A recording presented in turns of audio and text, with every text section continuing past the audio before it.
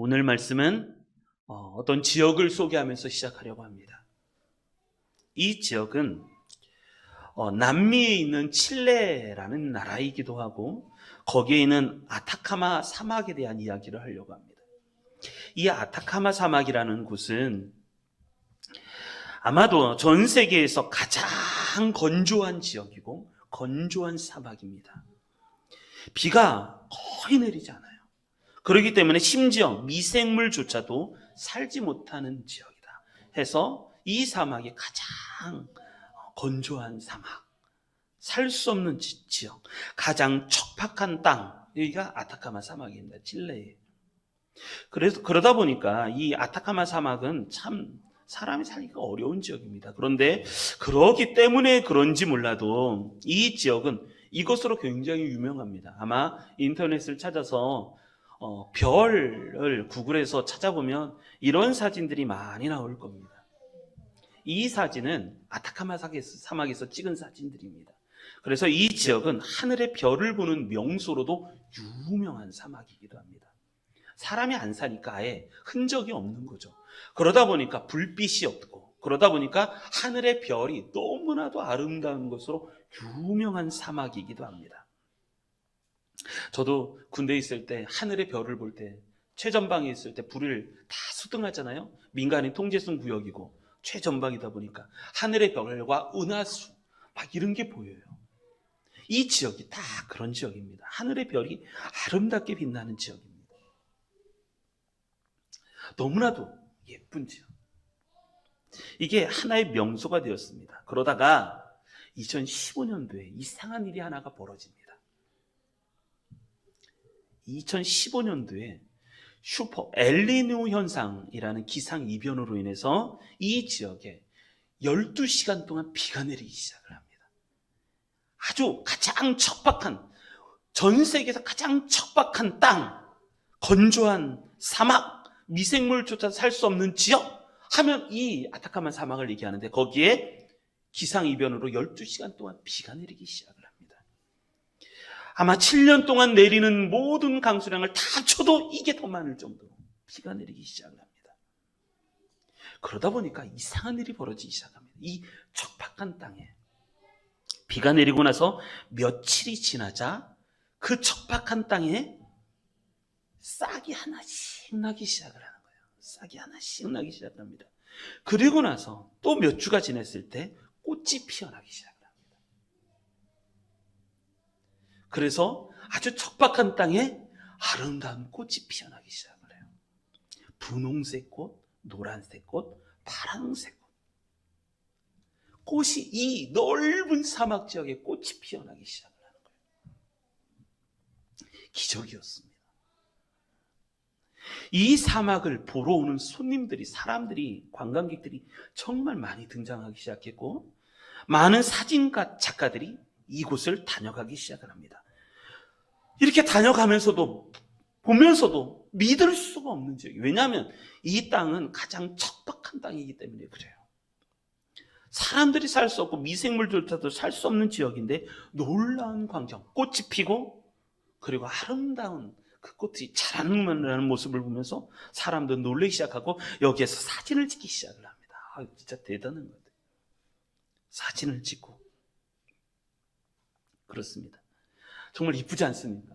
이게 아타카마 사막에서 일어난 일이었었어요. 꽃이 피고 예쁜 사진들이 찍기 시작합니다. 사막의 이 딱 메마랐던 곳에 이 비가 내리니까 아주 풍성한 꽃들과 아름다운 잎들이 자라나기 시작합니다. 그리고 나서 몇 달이 지나지 않아서 비가 또 내리지 않는 거예요. 계속 비가 내리잖아요. 몇 달이 지나지 않아서 꽃은 사라지고 다시 황량한 사막으로 바뀌었다는 거예요. 이게 며칠, 몇 달에 생긴 이 아타카마 사막의 기적이었습니다. 저는 이런 생각을 해봤어요. 오늘 말씀을 준비하면서 우리의 인생에 내가 메마른 인생에 황홀한 꽃을 피게 하는 방법이 있을까? 우리의 인생이 그래요. 메마른 인생에 황홀한 꽃이 피게 하는 그런 방법은 뭐냐면 은혜의 비가 내리면 돼요. 하나님의 은혜의 소낙비가 내리면 그 안에서 꽃이 피고 이파리가 자라고 아름다운 열매를 맺게 되는 그런 놀라운 기적이 일어나기 시작한다는 것이었습니다. 이렇게 메마른 척박한 땅이 쩍쩍 갈라진 우리의 마음이 그렇지는 않을까? 여러분, 내가 살아가고 있는데 내 삶이 이렇게 쩍쩍 갈라지고 수분조차 없어서 생물조차 살 수 없는, 생명조차 살 수 없는 쩍쩍한 텅 빈 저수지가 아닐까? 그런데 이곳에 비가 내리고 살 수가 없었죠. 그런데 거기서 비가 내리고 물이 가득 차기 시작하면 어떻게 변하냐면 이렇게 아름다운 호수로 바뀌는 거예요. 생명이 살고 꽃이 피고 아름다운 이파리가 우거지고. 여러분, 이 비결은 하나예요. 은혜의 비가 내리면 되는 거예요. 은혜의 비가 내리기만 하면 아름다운 호수로 이 저수지가 되는 거죠. 여러분들의 마음은 어떻습니까? 하나님의 은혜로 채워지고 있습니까? 아니면 이게 텅 비어서 쩍쩍 갈라진 메마른 적막한 그러한 척박한 땅은 아닐까? 저는 그런 생각을 했습니다. 그러다가 말씀을 준비하면서 이 찬양이 생각이 났습니다. 찬송가 183장에 빈들의 마른 풀같이, 빈들의 마른 풀같이 시들은 나의 영혼, 주님이 약속한 성령 간절히 기다리네. 가물어 메마른 땅에 단비를 내리시듯 성령의 단비를 부어 새 생명 주옵소서.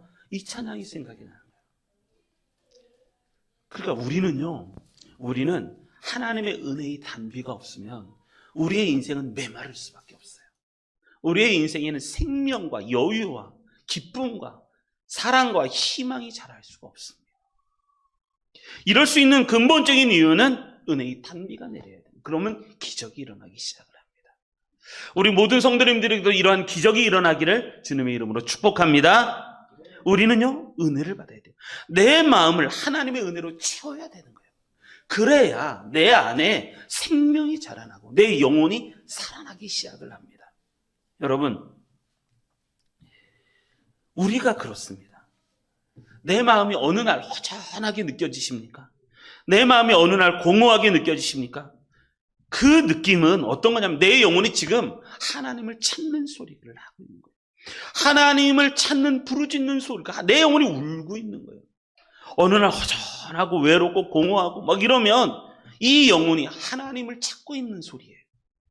여러분, 그래서 내 마음을 하나님의 은혜로 채우시길 바랍니다. 하나님의 은혜로 채워지면 모든 것이 가능해요. 모든 것이 살아나요.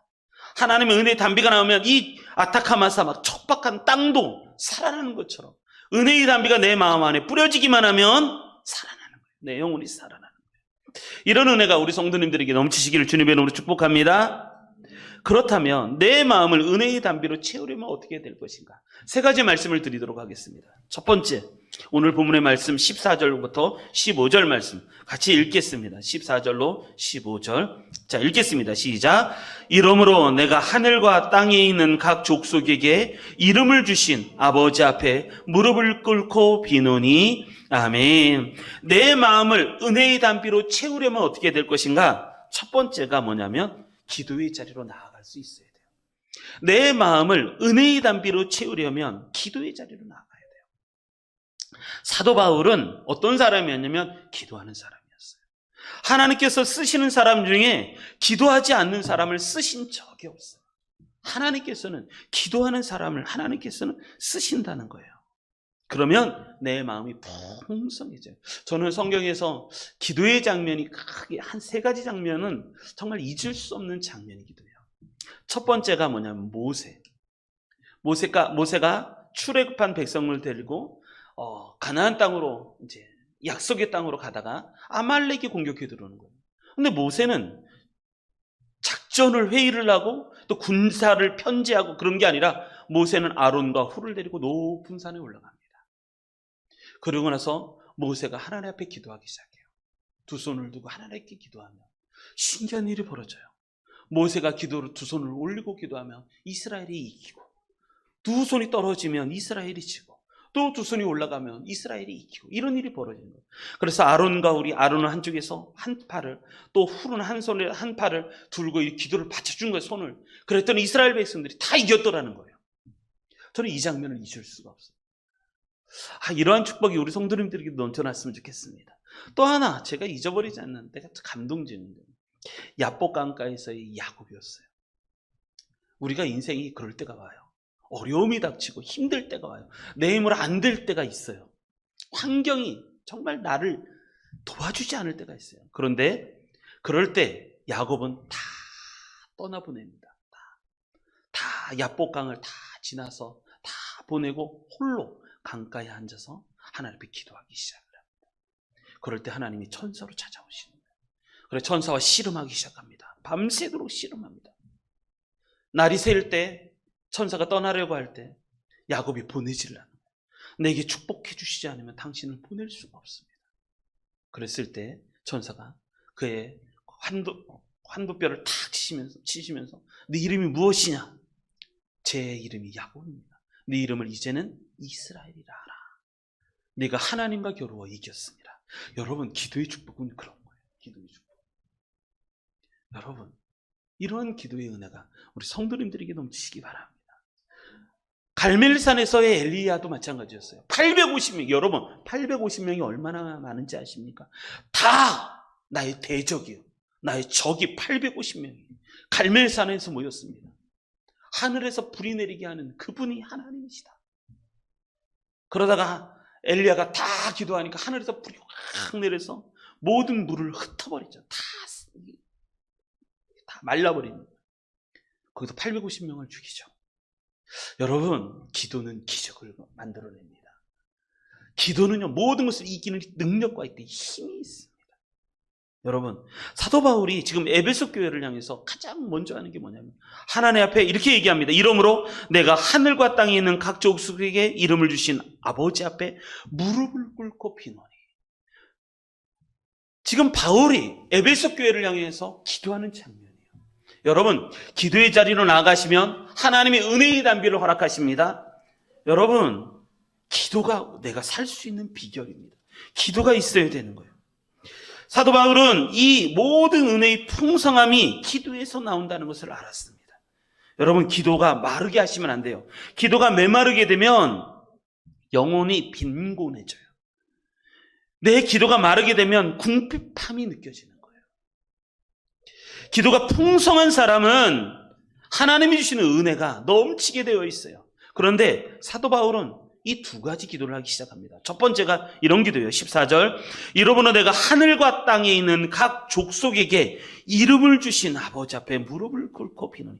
하나님이 어떤 분이신가? 사도 바울은 이렇게 얘기해요. 하늘과 땅에 있는 각 족속에게 이름을 주신 분이시다 라는 말씀이에요. 하나님은 어떤 분이신가? 각 족속에게, 하늘과 땅에 있는 각 족속에게 이름을 주신, 그 이야기는 뭐냐면 하나님은 생명의 근원이시고 하나님은 창조주시다라는 말이에요.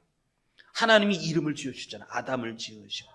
하나님은 모든 것에다가 이름을 지어. 이건 뭐냐면 하나님이 창조주시라는 뜻이에요. 창조주. 우리가 기도하는 그분은, 우리의 기도를 받는 그분은 모든 것을 만드신 분이시고 창조하신 분이십니다. 그리고 그분은 모든 것을 심판하시는 분이십니다. 뿐만 아니라 이렇게 얘기합니다. 그리고 나서 말하기를 하늘과 땅에 있는 각 족속에게 이름을 주신 아버지 앞에 무릎을 꿇고 비노니. 아버지라는 거예요. 그분이 누구시냐? 창조주이신데 그분이 누구냐면 우리 아버지시라는 거예요. 아버지. 여러분, 하나님이 우리 아버지신 것을 믿으시기 바랍니다. 여러분, 자식에게 나쁜 것을 주는 부모는 없어요. 근데 우리 하나님이 우리의 아버지시라는 거예요. 아버지. 사도 바울은 이것을 먼저 기도하기 시작합니다. 하늘과 땅에 있는 각 족속에게 이름을 주신 아버지 앞에 무릎을 꿇고 비노니. 여러분, 이게 신기하죠? 기도를 하면요, 두 가지를 알게 돼요. 첫째가 뭐냐면 하나님이 누구신지 알게 돼요. 기도를 하면 하나님이 누구신지 알아요. 여러분, 머릿속으로 아는 하나님이 아니라 기도를 통해서, 체험을 통해서 느껴지는 하나님, 깨닫게 되는 하나님을 경험하게 되는 거예요. 내가 곰곰이 생각해서 내가 무엇을 묵상을 해서가 아니라 내가 기도하면서 그때 하나님이 누구신지를 깨닫게 돼요. 그리고 또 하나 깨닫게 되는 게 뭐냐면 기도를 하면요, 내가 누군지를 깨닫게 돼요. 여러분, 이게 은혜입니다. 기도를 하면 내가 누군지를 알게 돼요. 나는 하나님의 피조물이다 라는 걸 깨달아요. 피조물 뿐만 아니라 나는 하나님의 자녀다 라는 걸 알게 돼요. 여러분, 이게 가장 큰 은혜예요. 인간이요, 왜 지옥을 가는가? 하나님을 인정하지 않기 때문에 그래요. 그리고 나 자신도 인정하지 않아요. 그래서 지옥을 가는 거예요. 여러분, 여러분들이 기도할 때 누가 기도를 들으시는가? 하늘과 땅을 창조하신 분이 우리 기도를 들으시고, 그리고 우리의 아버지가 기도를 들으시는 거예요. 이런 우리 하나님 앞에 열심히 기도하시기 바랍니다. 기도가 빈곤해지면요, 내 영혼이 마르게 되어 있어요. 그러면 은혜가 안 됩니다. 신기하게도 우리가 하나님 앞에 와서 무릎을 꿇고 두 손을 들고 기도하기 시작을 하면 정말 얼마 지나지 않아서 하나님의 신 은혜가 충분하게, 그러면요 인생이 길이 보여요. 그 은혜예요, 은혜. 근데 사도 바울은 여기에 또 한 가지 얘기하죠. 무릎을 꿇고 비노니. 사도 바울은 하나님 앞에 늘 언제나 무릎을 꿇고 기도해요. 무릎을 꿇고 기도. 이것은 뭐냐면 하나님을 인정한다는 거예요. 하나님을 인정한다. 하나님은 창조주시고 하나님 아버지시라는 것을 인정한다는 거예요. 여러분, 기도할 때 이렇게 누워서 기도하지 마십시오. 누워서 기도해도 은혜가 돼요. 그러나 누워서 기도하시면 안 돼요. 예전에 제가 처음 신앙생활 할 때 이제 교회에서 하는데, 뭐 요즘은 안 그러는데 성경책을 베고 누워서 자꾸 항상 그랬었어요. 그러고 나서 누워서 성경책을 베고 있으면 하나님의 말씀이 내 머리에 들어오게 하여 주옵소서. 성경책을 베면서.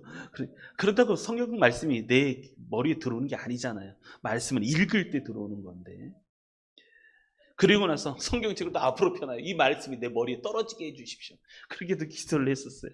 그렇게 기도하면서. 근데 제가 훈련받았던 가장 좋은 훈련 중에 하나가 기도 훈련인데, 그 중에 기도할 때 제가 무릎을 꿇고 기도하는 걸 배웠어요. 이 무릎을 꿇으면 이게 모든 것은요, 태도와 자세에서 나옵니다. 내가 깔끔한 옷을 입고 깔끔한 거 하면요, 내 마음도 그렇게 돼요. 깨끗해져요. 더러운 옷을 입고 누더기 옷을 입으면요, 아무렇게나 행동해요. 근데 내가 깔끔하게 입고, 이게 마음 자세예요. 마음 자세, 태도예요. 내가 태도가 바르고 내가 자세가 바르면요, 내 마음이 정리가 돼요. 정돈이 돼요. 우리는 기도를 그렇게 하는 거예요. 무릎을 꿇고 기도하느니. 여러분, 기도의 축복을 받으시기 바랍니다. 여러분, 기도가 없는 곳에는 사람이 일해요. 그러나 기도가 있는 곳에는 하나님이 일하기 시작하는 거예요. 뿐만 아니라 기도가 없는 곳은 사단의 잔치집, 사단이 잔치를 벌이는 잔치집이에요. 그러나 기도가 있는 곳에는 사단이 조상을 하는 조상집이 되어버리는 거예요. 기도가 없을 때는 마음은 세상의 것으로 무거워지고, 기도가 있을 때는 마음은 하나님의 것으로 충만하게 되어 있어요. 기도를 하게 되면 귀신들이, 마귀들이 결박을 당하고 추방을 당하는 그러한 영적인 일들이 벌어지게 되어 있어요. 그런데 기도를 멈추게 되면 오히려 귀신이, 어둠의 영이 나를 묶어버려요. 여러분, 그래서 내가 기도로 깨어 있어야 돼요. 말씀을 보십니까? 기도하십시오. 기도를 하십니까? 그럼 말씀을 보십시오. 이 두 가지가 균형을 잡아야 돼요. 어떤 사람은 말씀을 보는데 기도를 안 해요. 그럼 영적이 곤비해져요. 하나님에 대한 간절함이 없어요. 또 기도만 하고 말씀이 없으면 안 되죠. 여러분, 기도를 살리십시오. 기도를 살리면 내 영혼이 풍성한 은혜를 경험하게 되어 있습니다. 그래서 기도를 살리시는 우리 성도님들이 되시길 주님의 이름으로 축복합니다. 자, 두 번째 16절, 17절 우리 같이 보겠습니다. 16절, 17절 읽겠습니다. 시작. 그의 영광의 풍성함을 따라 그의 성령으로 말미암아 너희 속사람을 능력으로 강건하게 하시오며 믿음으로 말미암아 그리스도께서 너희 마음에 계시게 하옵시고 너희가 사랑 가운데서 뿌리가 박히고 터가 굳어져서. 아멘. 사도 바울이 기도를 합니다. 하나님의 무릎을 꿇고 기도를 합니다. 그리고 두 번째, 내 마음이 하나님의 은혜의 담비로 충만하려면 사도 바울이 기도하는 것처럼 두 번째가 뭐냐면 내 속사람을 강하게 할 수 있어야 돼요. 사도 바울의 기도잖아요. 에베소에는 사도 바울의 기도의 내용이 두 가지가 나오는데 1장이 하나 나오고 그리고 3장이 하나 나옵니다. 지금 오늘 본문의 말씀이 그 말씀이에요. 사도 바울은 이 기도를 통해서 기도를 하다 보니까 하나님의 영광을 체험하면서 두 손을 들고 하나님께 영광을 돌립니다. 그러면서 생각나는 것이 뭐냐면 하나님의 은혜의 풍성함을 따라 그의 성령으로 말미암아 에베소 교회의 성도님들의 속사람을 능력으로 강건하게 하여 주시옵소서 라고 기도를 하는 거예요. 여러분, 우리가 기도할 때 어떤 내용을 기도했냐면 하나님, 내 속사람이 강건하게 하여 주시옵소서. 그렇게 기도할 수 있어야 돼요. 사람은요, 마음이 무너지면 다 무너지게 되어 있어요. 사도 바울은 여기서 본질을 소중히 여기는 기도를 하는데, 사도 바울은 하나님, 에베소 교회 성도들이 경제 사정이 잘 풀리게 해주십시오라고 기도하지 않아요. 사도 바울은 에베소 교회의 직업을 위해서 또 건강을 위해서 사업이 잘 되도록 기도하는 게 아니라 에베소 교회는 하나님, 에베소 교회의 성도들의 그 내면, 그 마음이, 속사람이 강건하게 하여 주시옵소서. 그걸 놓고 기도하는 거예요. 인간은요, 사람의 마음이 무너지면 다 무너지게 되어 있어요. 환경이 어려워서가 아니라 여러분, 마음이 강하면요, 내 속 사람이 강건하면 환경이 어려워도요 다 이겨나가요. 그런데 내 속 사람이 무너지면요, 환경이 조금만 하나도 부딪히면 다 무너지게 되어 있어요. 사도 바울은요 이렇게 얘기합니다. 시험이 없게 해주십시오가 아니라, 모든 환경을 다 열어주소서가 아니라, 하나님, 속사람을 강건하게 하여 주옵소서. 여러분, 우리 성도님들은 속사람이 강건하시길 주님의 이름으로 축원합니다. 내가 흔들리는 게 뭐냐면 내 마음이 흔들리는 거예요. 내 마음이. 속사람이 흔들리는 거예요. 그래서 흔들리는 거예요, 결국. 그런데 사도 바울은 성경에는 모든 비결이 다 숨어 있는 것 같아요. 너희 속사람을 능력으로 강건하게 해달라는 그 기도를 하면서 그냥 그렇게만 하는 게 아니라 두 가지, 속사람을 강건하게 하는 방법을 두 가지로 설명하면서 기도합니다. 첫 번째가 뭐냐면 16절 다시 보면 그의 영광의 풍성함을 따라 성령으로 말미암아, 속사람은요 언제 강건하냐면 성령의 능력이 우리 가운데 기름 부어질 때. 여러분, 성령 받으면 속사람이 강건해지게 되어 있습니다. 성령을 받으시는 우리 성도님들 되시길 바랍니다. 성령님은요 어떤 분이신가? 영광과 풍성함을 주시는 분이 우리 성령님이세요. 교회를 다닐 때 우리가 잊지 말아야 되고 우리가 경험해야 되는 건 뭐냐면 성령을 체험해야 되는 거예요. 교회의 풍성함은 성령에 따라서 달라지게 되어 있어요. 교회는요 성령이 충만할 때 교회는 충만하게 되어 있어요. 왜냐하면 성령님은 영광이 하나님이실 뿐만 아니라 풍성함을 주시는 분이시기 때문에 그래요. 여러분, 이게 비결이에요. 그래서 우리는 6월 1일 우리는 성령 강림절을 좀 기대하면서 기다릴 수 있어야 돼요. 성령님은요, 제가 성경을 묵상을 하면서 성령님을 표현한 이미지가 있어요. 이미지. 성령님이 어떤 분이실까? 성령님을 표현할 때 성령님은 물이시다라는 거예요. 성령님은 물이시다라고 설명해요. 생수다라고 말해요. 물이 우리 마음에 부어지기만 하면 아까 아타카마 사막처럼 비가 내리기만 하면 거기에도 생명이 사는 거예요. 물이 없으면요 마음이 건조해지고 이 사막이 돼버리는 거예요. 우리의 영혼도 마찬가지예요. 성령이 오잖아요. 그럼 내 안에 풍성함이, 저는 이 풍성함이라는 단어가 참 좋아요.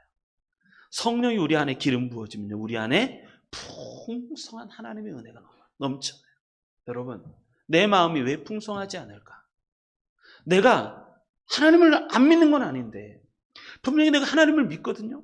하나님을 믿을 뿐만 아니라 내가 성경도 다 알아요.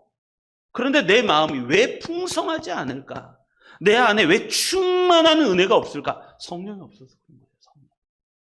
성령이 우리 가운데 기름 부어줘야 돼요. 그러면 내 안에 풍성하신 하나님의 은혜가 넘치게 되어 있습니다.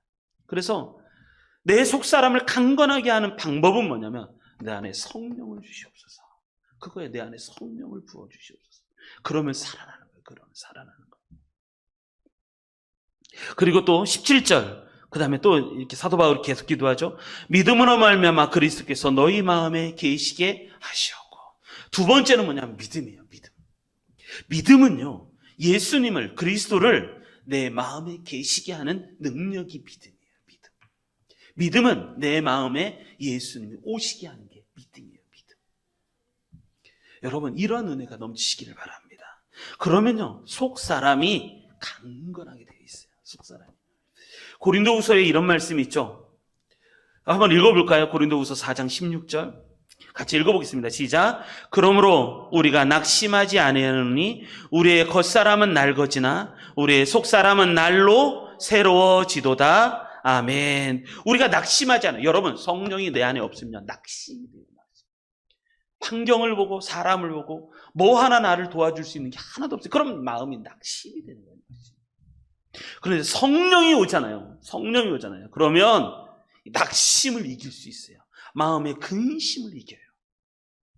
겉사람은 낡아지나, 여러분, 이 겉사람은요, 나이를 먹으면서 점점 낡아지게 돼 있어요.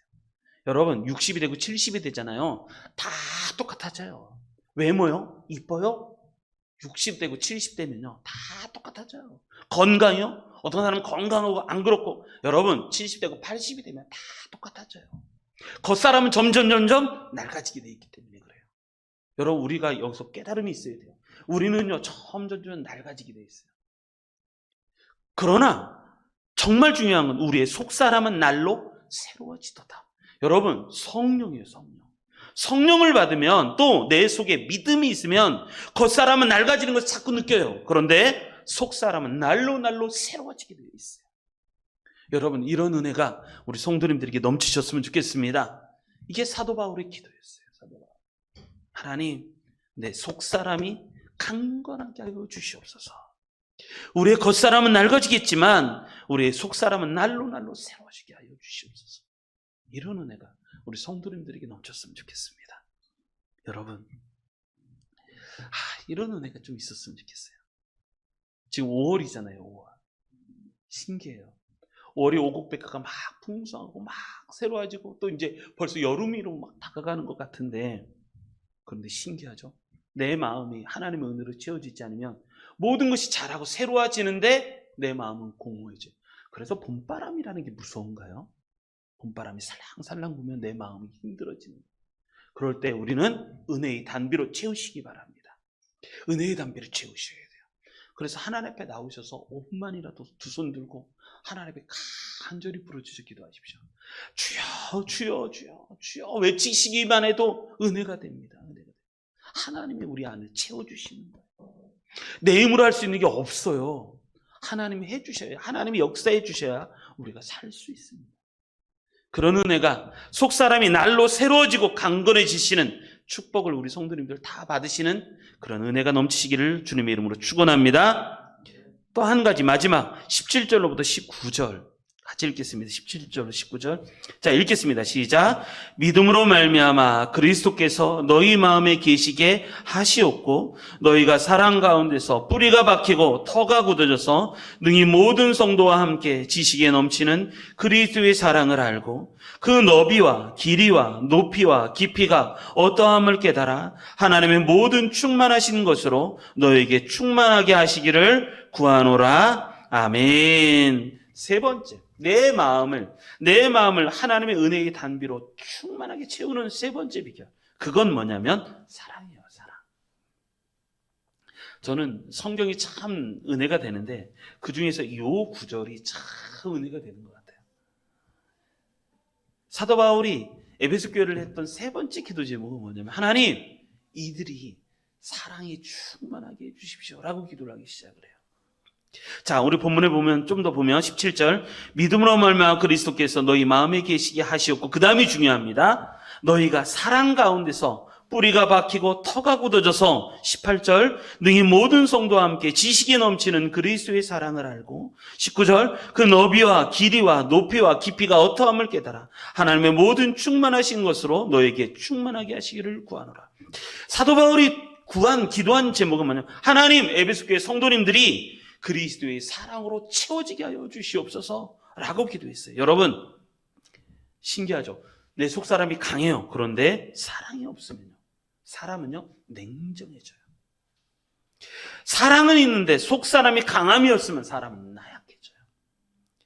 우리는요, 저도 이제 우리 아들을 꼭 하루에 한 번씩 안아주고 뽀뽀해주고 그러는데 11살 되다 보니까요 안 하려고 하는 거예요. 11살 뽀뽀하려고 그러면 좀 징그러운가 봐요. 이제 며칠 안 남은 것 같아요.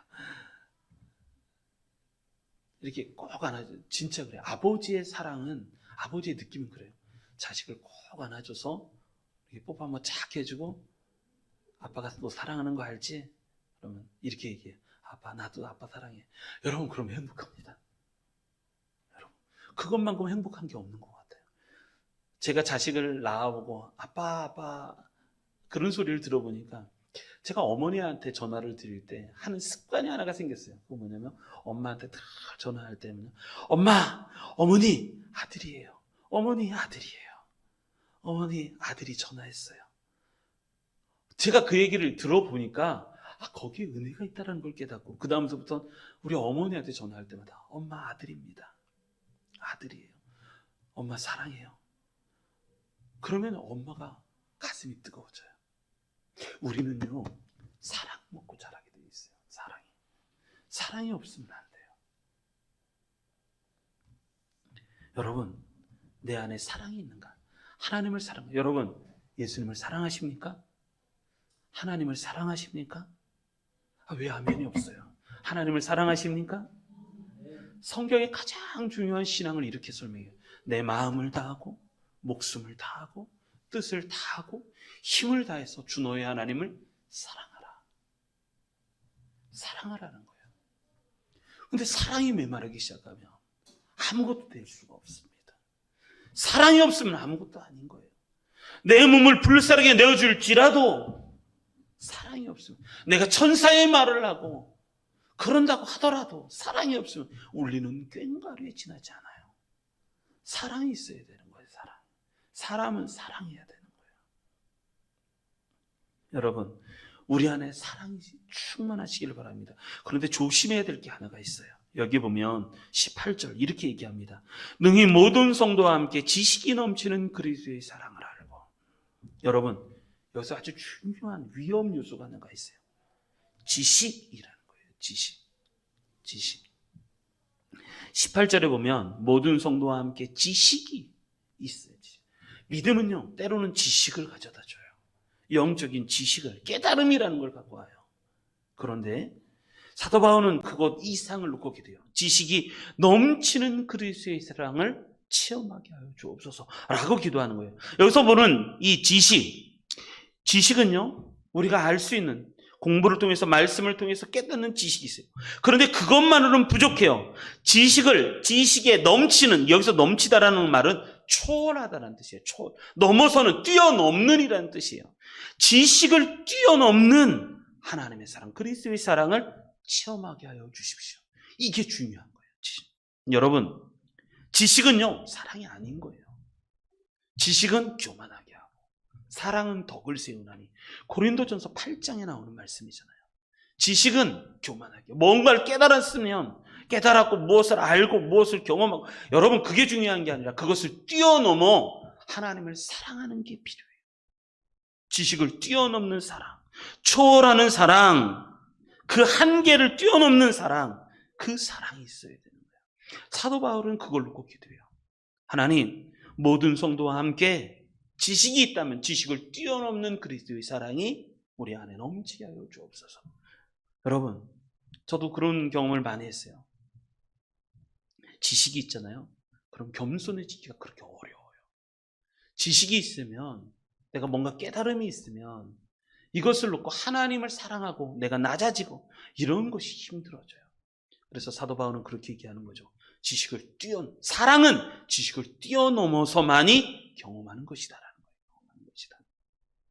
그렇게 얘기하죠. 저는 이 말씀이 참 좋습니다. 사랑이 가득 차기 위해서 사도 바울은 총 5가지를 놓고 이 본문에 보면 기도합니다. 첫 번째 이렇게 기도하죠. 17절. 너희가 사랑 가운데서요. 사랑이 중심이에요. 사랑 가운데서 뿌리가 박히고. 여러분, 우리의 믿음의 뿌리는요, 사랑 가운데서 박혀야 되는 거예요.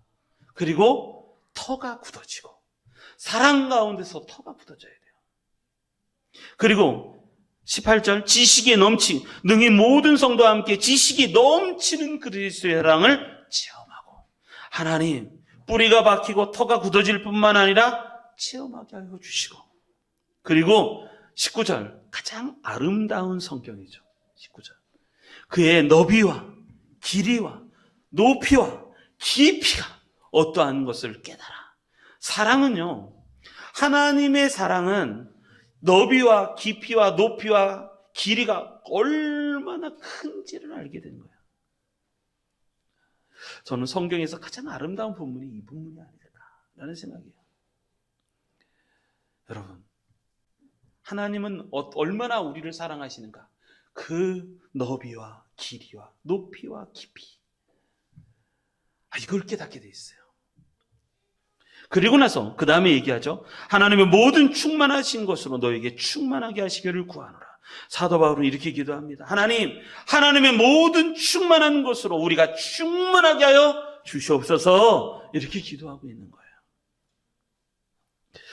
여러분, 기도할 때 이 본문을 놓고 기도하십시오. 이 본문을 갖고 기도하십시오. 그러면 참 좋은 기도의 모델이 돼요.